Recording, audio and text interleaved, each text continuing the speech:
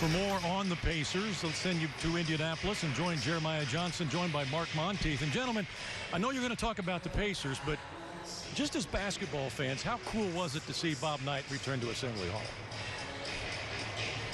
Brian, growing up in Indiana and being an IU basketball fan, it just brought back so many memories to see Bob Knight. And Mark, I guess we'll start with that really quickly, and then we'll kind of come back to it. When you see the video and you saw Bob Knight walking onto the court at Assembly Hall, what were your first thoughts?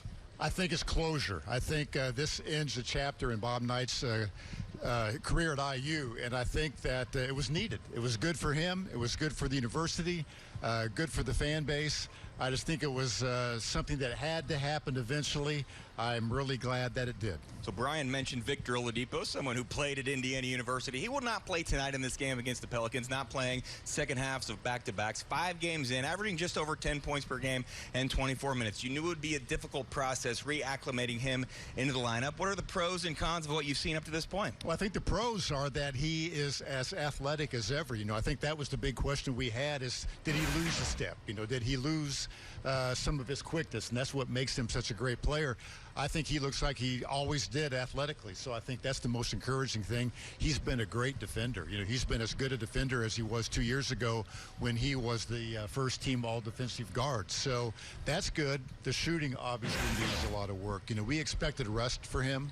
After a year layoff, you're going to have rest. His shooting has not been good. What I was most encouraged by in the last game last night is that he blended into the offense better. He didn't force shots like he had been.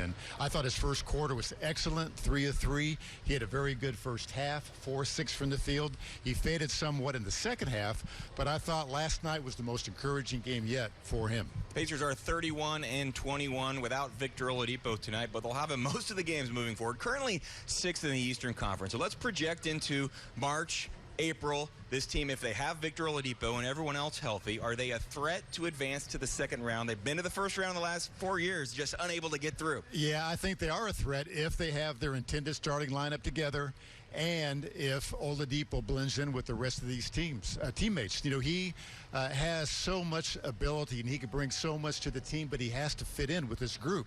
This group was playing together so well before he came back. They were so balanced in their scoring. The ball moves so well.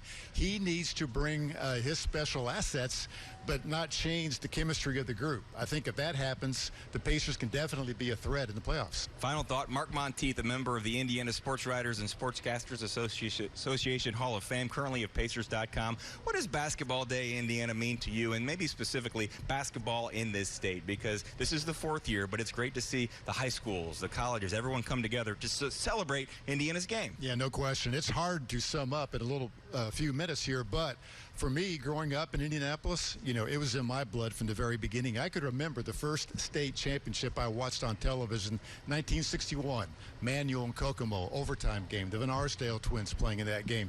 And I remember how my parents and aunts and uncles watching that game on a black and white television at my grandmother's house, were talking about it and what a big deal it was to them. And that got into my blood. So, the state championship tournament was a big deal every single year. I went to Pike High School games watching my older brother play. It got into my blood like it did a lot of people here, and being fortunate enough to be a sports writer and go to so many high school, college, and professional games, it's just made my life a lot more exciting. Mark, thank you for your perspective. We'll follow your work on markmontieth.com and Pacers.com. Thank you, JJ. Brian, back to you in Kokomo. All right, gentlemen, thank you very much. After watching that unfold at halftime in Bloomington, you thought there was no way Indiana was going to lose that game. Well, they did. We'll come back to wrap things up. Lara Overton is in Bloomington. We'll hear from her when we come back on Basketball Day Indiana.